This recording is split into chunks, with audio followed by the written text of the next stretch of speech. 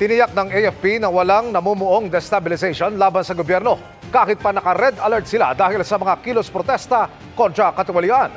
Nagpaalala naman ng Pangulo sa AFP na maging tapat sa konstitusyon. Nakatutok si Ivan Mayrina. Standard operating procedure na umano tuwing may magkakasunod na kilos protesta ang red alert sa Armed Forces of the Philippines o AFP.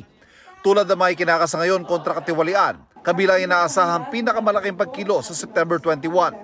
Yan lang ang dahilan ng alert ayon sa AFP at walaan nilang banta sa kapayapaan o sa pamahalaan, bagay na nauna ng sinabi ng palasyo batay sa monitoring ng National Security Council. Gayunman, ayon sa AFP, handa silang tugunan ng anumang tangkang pabagsakin ng gobyerno kung meron. This is not to sow any panic, but sa amin sa Sandatahang Lakas ng Pilipinas, internal yon para sa amin, para kami naman ay maging handa for any eventuality. Ang primary pa rin po dito as the Philippine National Police, and the Armed Forces of the Philippines plays a supporting role, no, sa peace and order. Maging sa panunumpa sa Malacanang ng mga bagong promote na general at flag officers ng Sandatahang Lakas, wala namang binanggit tungkol sa mga usaping destabilisasyon.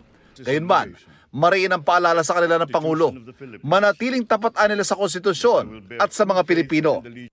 Huwag kalimutan, ang panunumpa ninyo ngayon ay sa Republika at sa bawat Pilipinong nagtitiwala. Your loyalty remains with the Constitution and the Filipino people. Always act with integrity. Uphold the rule of law. Defend our democracy. Para sa GMA Integrated News, Ivan Mayrina, nakatutok, 24 oras.